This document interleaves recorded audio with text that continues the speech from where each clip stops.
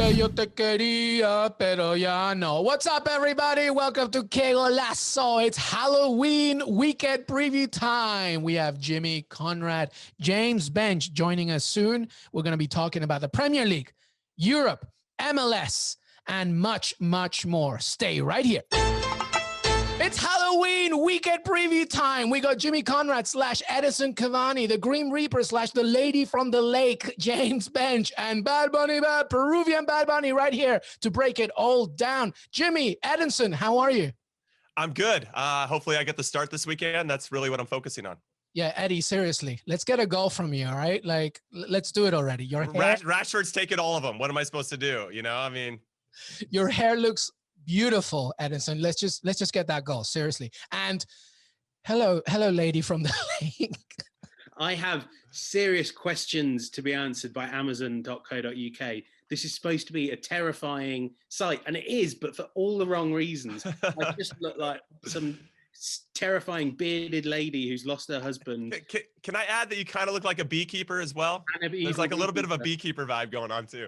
And like, it's boiling in here. A beekeeper from like the 17th century. Anyway, weekend preview. Happy Halloween, everybody. I hope that you have a great weekend. Amidst such a tough year, let's have some fun and let's talk some weekend preview. We begin with the Premier League. I see it, Jimmy. I see it. Jimmy, some betting tips here. Let's begin with the big one, Manchester United against Arsenal. That's a good one. Talk to us about that game. All right. Yeah, this is a good one. It's kind of wide open. Manchester United are the favorites at plus 104. If that's what you're into. The draw is 265, plus 265, and Arsenal to win is plus 250. I just kind of like the vibe that Manchester United's on right now, and I'm not just saying that because I'm Edinson Cavani. They just got something about them. They're tough to beat. I think they got a lot of confidence and momentum. Arsenal, I don't think as much. I like Rashford to score anytime. You can get any of these goal scorers for a good price, but I like Rashford at plus 163. I think Fernandes will find his way back into the team. He takes the penalties, of course, plus 163 on him. It's tough. If you want, I think both teams will score, but if you want United to win, that's plus 250. I like that one a lot. The draw is plus 300. And if you're an Arsenal fan and you have to go with them because your heart is telling you so and you just want to be sad and disappointed once again, you can bet on Arsenal to win and both teams to score plus 450. Also, I do want to say there's a bit of an exotic here. For whatever reason, I feel like this first half could be a little bit tight. I don't know which lineup Ole is going to run out. But if you want United to win the second half, and they've been excellent at the end of games against PSG, obviously we saw it against RB Leipzig in the Champions League as well. They open up, somehow the game opens up and they are just gone. They're scoring and getting so many chances in the second half. So I like United to win the second half alone at plus 130. I think that's some really good value. Yeah, that's a good one. All right, beekeeper from the 17th century. Give us some insight. Obviously, as we're taping this, Arsenal still has to play the Europa game, but you know, Arteta will do that rotating lineup for sure. Pierre-Emerick Aubameyang is on a bit of a drought, I feel. He needs a big game. How do you see Arsenal in this one against United? Well, the problem with Arsenal is they're just not getting the ball to Aubameyang. He's on a drought, but he's never getting a chance to shoot. I think in the games against Liverpool and Man City, he had a total of one shot, and that was offside anyway. The problem has been that they moved him wide to accommodate a centre forward, but Lacazette is a shadow of the player he was 2 years ago. Eddie Nketiah is not there yet. It was interesting that Arteta said in his press conference yesterday, well, actually, you know, we're thinking about moving Aubameyang through the middle. It makes so much sense. I thought, you know, watching that United game, what really struck me is that was the game plan they had to rip through RB Leipzig in the second half was tailor-made for beating a team like Arsenal as well, where you soak up pressure, you know. They weren't really a possession team. They were playing like the away team at Old Trafford. They were soaking up pressure. They were doing it quite well. It got a bit nervy in the second half. It got a bit disorganised and desperate. But then you just throw on Fernandes and you throw on Rashford. I'm sure he will start both of them. But then he probably can throw on Greenwood and Pogba. So it's the same principle applies. I think the challenge for Arsenal is do they have that creativity in the middle of the park to punish United before and get the game in the bag before Ole makes those changes, because there's such strength and depth in attacking areas for United. So I think for Arsenal, we need to see a lot more creativity in central areas. It's been non-existent so far this season. You know, you're saying so many smart things, contextual things, but I just can't take you seriously. Right? that doesn't help, actually. No. That's But listen, no, James, you bring some very good points. And to add to some of Jimmy's tips, you know, United are unbeaten in the last 13 home games against Arsenal. They're unbeaten in their last 29 home league games against Arsenal in games in which they've scored. So it's going to be an interesting one, especially, you know, coming off that really confident game against Leipzig. What, Jimmy, when you're thinking about this game from a defensive perspective, especially Arsenal, what do you want? What do you want from them? Well, I'm looking at their lineup against Leicester right now, and they played somewhat of a makeshift back five. You know, Bellerin was really high up. He's probably their acting wing back and can do both, even though he does have a tendency to not want to play too much defense. And then we have Tierney on the other side, who will tuck in his shirt, I think, till the day he dies, because he just loves tucking in his shirt. He's keeping it old school, and I respect it. You know, he's bombing forward the other way. I didn't think either one of them played particularly well, maybe because they were playing a little bit higher up the field against Leicester than usual. Wasn't a great performance by the team overall. I agree with Benge. Where's that creativity going to come from? And if they're going to go wide to try to create those numerical advantages, who are they going to partner with? I think, again, to agree with Benge, Lacazette probably needs to get dropped. Aubameyang needs to be probably a lot more centrally located around the ball. Maybe that'll create some more opportunities with Ceballos if he starts. Partey, who I think has to be in the team, of course.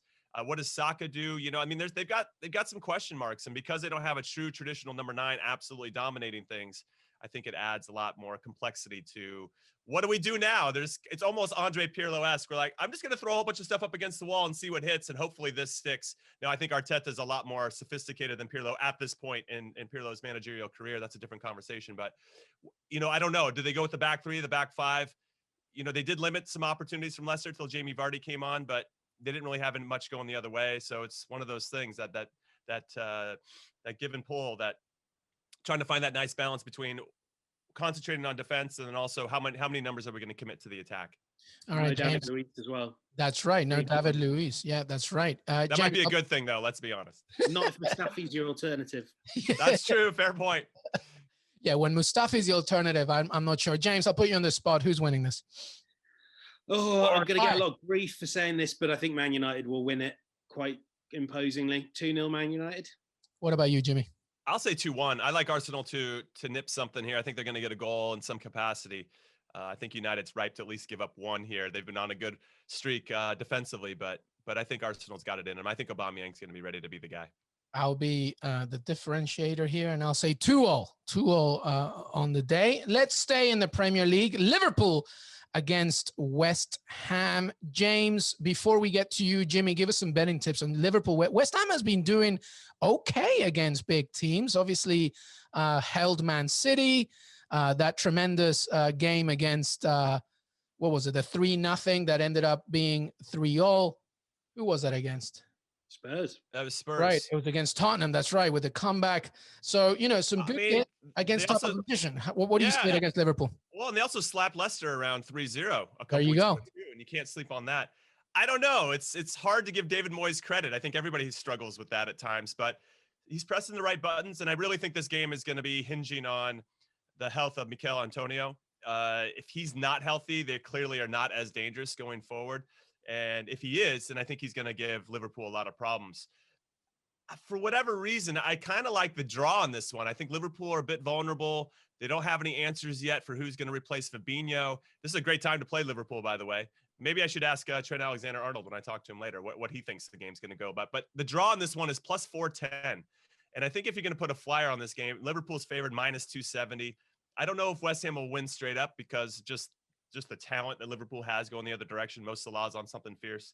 But if you want to go the other direction, Mo Salah and scoring, Liverpool to win, and both teams to score is plus 450. I think West Ham will get a goal in this one, but if you're really feeling like Liverpool's going to do the business, and just overall, if you want Liverpool to win and then both teams to score, that's plus 145.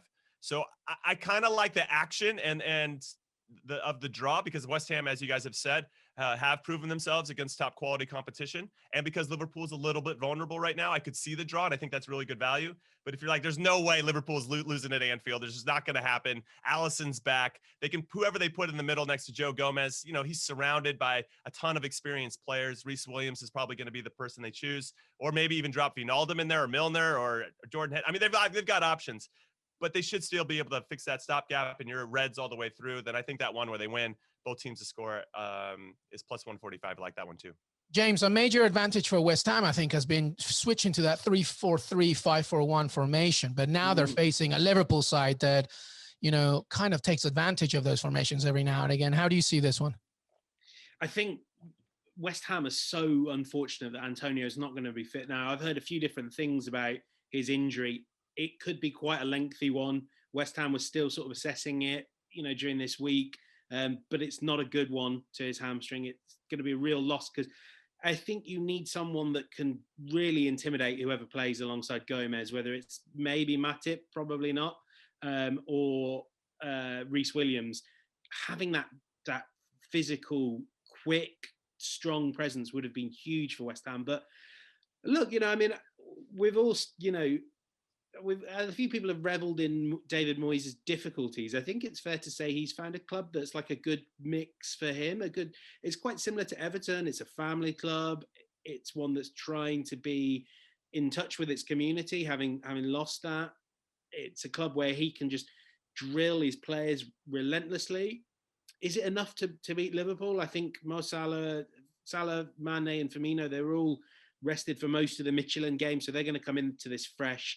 And I don't think it'll be enough, but I think this West Ham team is good enough to make top teams, the very best teams, work so hard. They gave Man City pretty much nothing. And I think Liverpool will get the win, but I think they're going to have to work really hard for it. I hope they do, because I've got a big feature hopefully coming up on West Ham, and it would be nice if they weren't answering questions off the back of a 5-0 loss. Look at these promos. We got Edinson Cavani talking to TAA soon, and we got the West Ham, like, you know, shameful on the lady from the lake.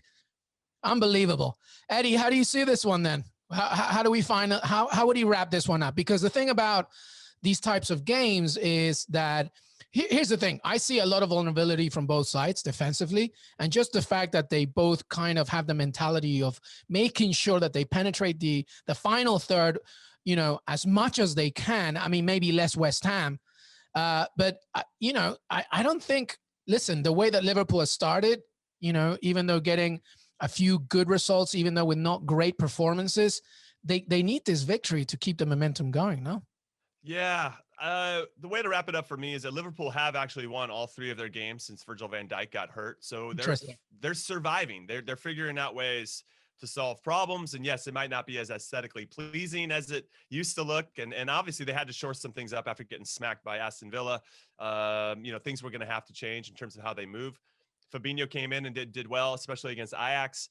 But I don't know if they're going to have too much of a drop-off. I think it's still going to be, as Benge said, some work. And West Ham and David Moyes in particular, his teams make you work. They're going to have to earn it. Without Antonio, though, it's going to be a much taller order. I don't think they have anybody else up there that's as dynamic. I like Sebastian Haller, but I don't know if he's the guy that's really going to stretch the defense and make them feel nervous. Maybe if balls go out wide and they're whipping crosses in, then that's a possibility where he could be dangerous. But I just don't see it so much in the run of play. And I think Liverpool will do the business. I think they're super professional. They know what it takes to win, and they know how to deal with adversity. And I think maybe 2-1, I'd say Liverpool. James, what's your quick prediction? Yeah, 2-1 Liverpool. It'll be hard, but the quality up front is such that it will happen. I'll be annoying. I'll do one extra goal. 3-1 Liverpool. Any more interesting matches, Jimmy, from a betting standard? Anything that wagers can look at? I mean, I see Leeds United, Leicester on Monday. That looks kind of interesting. Newcastle, Everton, who lost to Southampton. Anything else that you see there? Yeah, I kind of like that Newcastle Everton game for the draw. You know, Newcastle is in an okay run of form. I mean, okay might be the best they do all season, so we'll take that because I'm a Newcastle supporter. Everton, I kind of want to see how they respond. It was clear without Hamas in the team, they lacked a little bit of creativity in the attack. They became very predictable. And I think Newcastle, very Steve Bruce-esque, could maybe, you know, eke out a 1-1 draw and only have 17% possession or whatever, which is what we do. Things that I would also look at, Heung-min Son to score. anytime is plus 105. They're playing Brighton. That guy is on something fierce. How can you get a good line like that? I couldn't believe that. But if you want Spurs to win, this is a good one. Spurs to win, and Brighton has scored a lot of goals, by the way. Spurs to win, both teams to score plus 190, and Spurs are hosting this one. Yeah, Brighton have scored. They're one of the top 3 or 4 teams in the league with goals scored. So I like that one a lot. And then that might be the only other one that I thought was really of interest in the Premier League. You know what's interesting, James? Though I like the West Brom Fulham game. The two teams that haven't won a game yet. Something has to give. Will it be a complete mess of a match, James Benge? It's either going to be a horrible 0-0 that is sort of like forces us to start a European Super League because God, these two teams don't look Premier League standard. Or it's going to be the stupidest 4-4 draw you've ever seen, and I think it might be something more like the latter because neither of these two teams are that good at defending so far. They've got some good attacking talent. Mitrovic for Fulham. I love Diangana as well at West Brom. I mean, these two teams are going down. And it looks like there's reports in the Midlands as well that Slaven Bilic might be falling out with the ownership. I think he's a great manager, but unhappy that Ahmed Higazi, who they were paying £70,000 a week to, has been sold to Saudi Arabia when he wasn't in the team. That feels like the sort of thing that happens in your season when you're getting relegated. I'd like Fulham to just be a bit better than they are. It feels like they've tried to learn from their mistakes from last time by not splurging loads of money, but they kind of haven't really got any good players now. So I think two evenly matched teams that with good attacks, it could be quite a fun game, but it's a game we'll be seeing in the Championship next season. It's interesting that you say there's going to be a lot of goals in this one. The line is 2.5. So if you go over 2.5, it's plus 105. That could be some really good value. I just think vulnerability wise, two teams that are desperately looking for a goal, there's bound to be mistakes in this one. I think that Craven Cottage is also the type of stadium that sort of welcomes defensive errors sometimes. I love Craven Cottage, by the way. Know it very well. But, I feel that it might be one of those games to watch out for. All right. So that was the Premier League. All the betting tips. Stay right here because we're coming right back with more matches. Welcome back, everybody. Let's look at some other fixtures across Europe. We have a good one in the Bundesliga. Mönchengladbach against top of the table RB Leipzig. Jimmy, any interesting betting tips from this one? Two great teams in the Champions League, fans across the world, very talented. Yeah. What do we see here?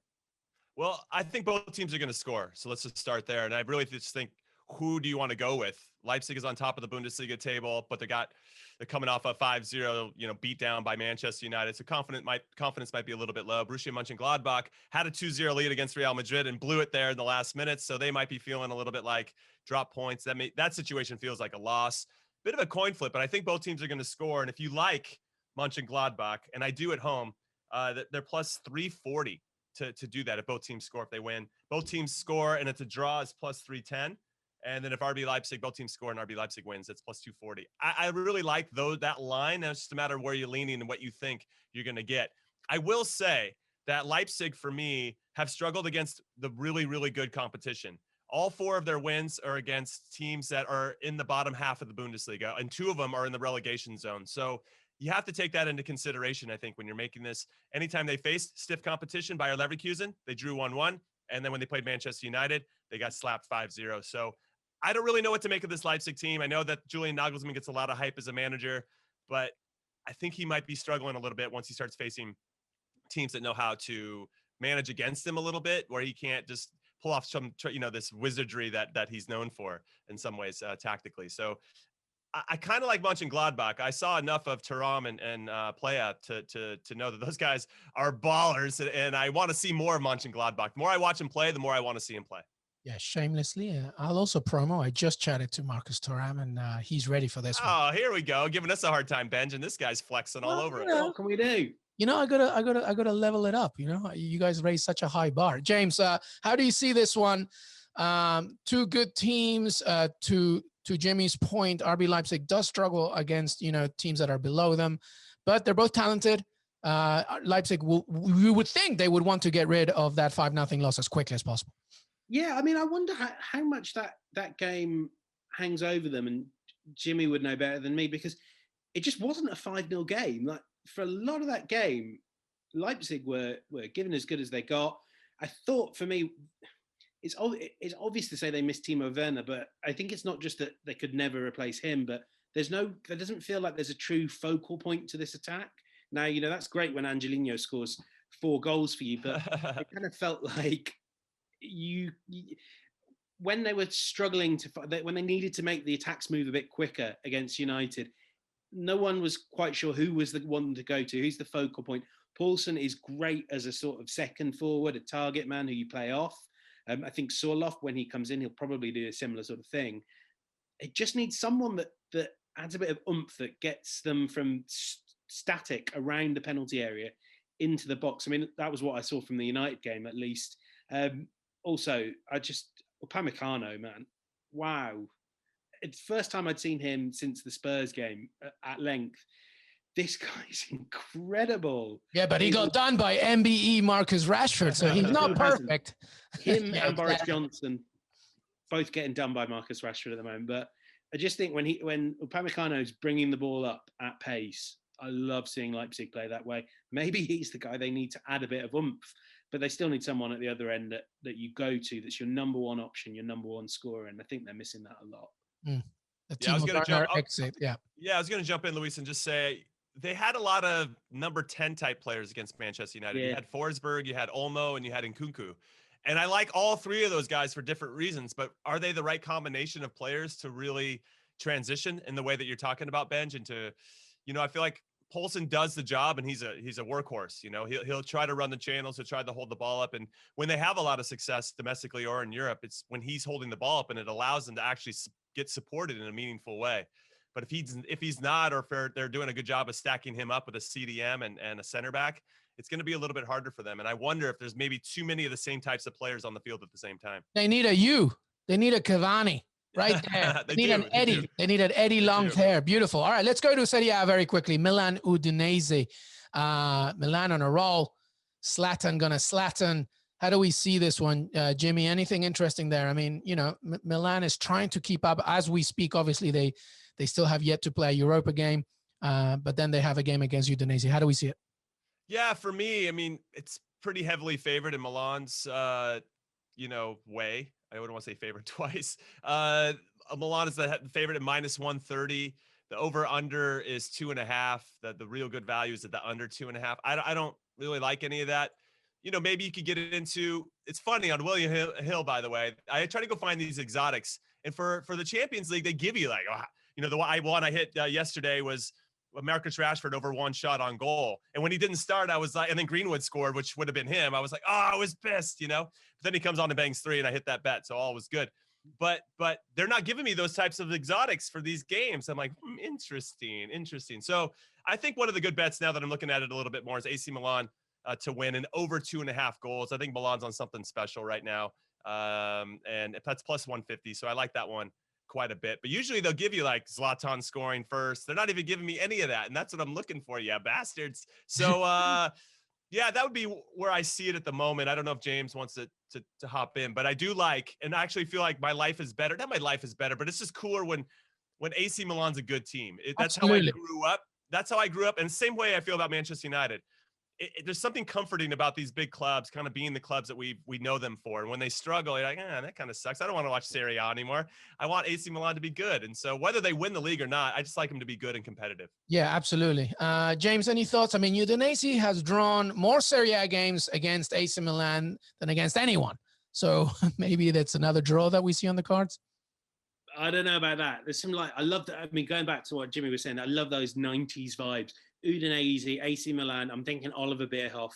I'm thinking just George Weah. George Weah. Oh, what days they were. And I mean, Milan are a long way away from that, but you can see the path to being back near the top of Italy. I mean, we all talk about Zlatan, but that is, I think, the 4th youngest team in Europe. Tonali, Leao, Even the sort of somewhat older players, Çalhanoğlu's like a veteran on that team. He's 26. Romagnoli, I don't know how old he is, but he's captaining the team. It's really exciting. I hope Milan can get out of their own way and just trust this process, even though like it's probably not leading to a title this season. You know, for all Juventus's difficulties, they've got the quality, individual quality to steamroller this league eventually. But I really like where they're heading, and I hope they can stay on this path for a little while longer. Yep, absolutely. All right.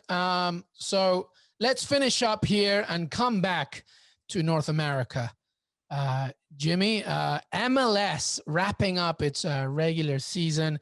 And as I've mentioned many a time, to not get to the playoffs is an effort in itself. I feel like it's unbelievable. You have to try very hard not to make it. And, some really intriguing storylines, including Nashville as well. Talk to us about MLS as we head into this weekend. Yeah. What I love about MLS is you just have no idea. This is not really, if you like to be risky, this is a great league to bet, but anybody can beat anybody on any given day. And I think that's what makes it a bit frustrating. But yeah, there's a lot of great stuff. There's only a couple of games left in the season. Decision day, as they like to call it, when all the teams play at once, is happening on November 8th. So we're very close to that. Philadelphia Union, for me, have been fantastic. They overtook Toronto FC, top of the table in the Eastern Conference. They locked it in. Sporting Kansas City, my favorite and former club. I played there for 8 years. They're on top. They just clinched their playoff spot last night. So a lot of good things happening. Nashville have been a quiet surprise in a lot of different ways. They're sitting in 5th in the Western Conference. They just need, they've played almost all of their games. And so they might have to wait a little bit. Might be a little squeaky bum time. But there's a lot of opportunity here for a lot of clubs. That's the thing. DC United fired their coach. They're averaging 1 point a game, and they might still have a chance if they win out. And so that's what's crazy. Almost every team makes the league, as you say, and there should be some big matchups coming up. I'm going to transition to Liga MX because just south of the border here in the U.S. and Canada, there's a big matchup between Club America and Tigres, two of the best clubs in Mexico, bar none. And they're playing at Estadio Azteca. So that should be a great one. Both of them are fighting for their own playoff spots. And I think they're in 3rd and 4th, respectively. So that should be a good one. I'm a big Andre Pierre Gignac fan. He just scores goals for fun, no matter where he is, unless he's playing for the French national team. Maybe it's a little bit more difficult for there. But the guy's a beast, and I love watching him play. So you're going to set aside any time to watch a game from North America. I like that one a lot. But there's some good MLS ones as well. Ton of games on the calendar. And maybe my favorite would be Sporting Kansas City versus Minnesota. It's the friendliest derby in the U.S., as they like to say it, or in MLS. Kansas City have already clinched the playoff spot. They want to get that number 1 seed, and Minnesota are right there on the cusp, and they need probably one more win to make sure they get in the playoffs. Yeah, plenty of. I've got a question for Jimmy. Obviously, we don't really we're still not quite getting weekly MLS updates in Europe, but what has happened to Chicharito? Because it doesn't sound like he's been bad. It sounds like he has been transformatively bad. So in fairness to Chicharito, I don't know, Luis probably wants to hop in here as well. The Galaxy kind of marketing plan is we're going to buy a big name, whether he fits our team or not, because we want to sell jerseys. And obviously to have a Mexican international on your team in a market like LA is really important. Now, LAFC are the new rivals of the Galaxy. I grew up in LA. They signed Carlos Vela, and he is the goods. And he came out, he was the league MVP, and he brought it. Chicharito came in, and he wasn't scoring goals. He was sitting on the bench for Sevilla. He was already kind of on the downslope of his career, but still a big name. He'd still score for Mexico, but he really wasn't doing it on the club level. And clearly Sevilla thought he was surplus goods, and they sold him. They probably thought they got a steal on it, frankly. He just doesn't fit. And this was just going to be a harder league because, you go from Sevilla, where you're playing with maybe one of the best, wide attacking teams in the world who know how to get crosses off. And that's what Chicharito needs. And then he goes to the Galaxy, where there is a steep drop off between your top players and your lower salary players. So that the quality and the consistency of that quality probably isn't the same. That means they need him to do even more. And I just don't think Chicharito, that's not his game. He's not going to go drop into midfield and do his thing. He's a in the box guy. He's great at creating space and getting on the end of stuff, but if nothing's coming in, it's going to be really hard for him to have success. So yes, I don't blame him consistently. Or at all, really. I blame the Galaxy for even signing him in the first place. Their back four is a shambles. Benge, I am a certain age, and I could still go back there and I think make a difference for the Galaxy. they needed to invest that money to be competitive. They needed to invest that money in other areas of their team. And listen, I love their manager, Guillermo Barros Schelotto, Boca Juniors legend, played in MLS. The guy is a superhuman being, but he just can't figure out how to get this team to have success. They lost 5-2 last night to the Timbers. They're getting smacked in every different type of way, and you can tell they lost their spirit. So Chicharito is a part of the reason, but really I feel like it's the Galaxy's overarching marketing campaign just to sell jerseys as opposed to actually signing a player that makes sense for their team. Yeah, I'll just give you one very quick answer on it, okay? What are you saying? I don't give quick. Are you saying I don't give quick answers? No, that was like an hour, all right? The very quick answer right here is this. The moment you focus your point on somebody like Zlatan Ibrahimovic, right? You have somebody that's like, you know, so extraterrestrial in holding the ball, leading up from the line. The expectations of Chicharito, as Jimmy said, are completely different. He is not that player. And we have to remember that this is an LA Galaxy team that so far has conceded 41 goals. So the issue, as Jimmy said, is Chicharito and then 10,000 other problems. It's a big, big problem, and Chicharito was really nothing against him. It was money wasted. I said at the beginning when he arrived that he was big for this league because LA Galaxy is in the city that has the biggest Mexican-American community in the country, and Chicharito, just like Carlos Vela and LAFC, provides such a tremendous identity to the city, the community as a whole. But if you were expecting for him to be Zlatan, forget about it, because there are many, many problems. But even Zlatan didn't get the Galaxy into the playoffs, or he did just one time, and they fizzled out against LAFC in the first round. But at least they played. But yes, exactly. They're definitely a lot more exciting than they are now. And the issues were still there, correct. But Chicharito is just, in many ways, a martyr for a bigger problem, and a scapegoat for a bigger problem. And that's it. And that, my friends, is the end of your weekend recap. James Benge, the lady from the lake, the Grim Reaper. Thanks. Show us again. Oh, yeah. Oh, the beekeeper. The beekeeper. Get away from me, bee. Bye, bunny, bye-bye. And Edison Cavani, el Uruguayo. Thank you very much. Guys, stay tuned because more is to come next week and into the future. Have a happy, happy Halloween. I'll see you then. Ooh. Yo perreo sola. Thank you so much for joining us for our Halloween weekend preview special. Make sure that you follow us on Apple Podcasts, Spotify, and Stitcher. And make sure that you follow us on Twitter, Que Golazo Pod. We'll see you next time.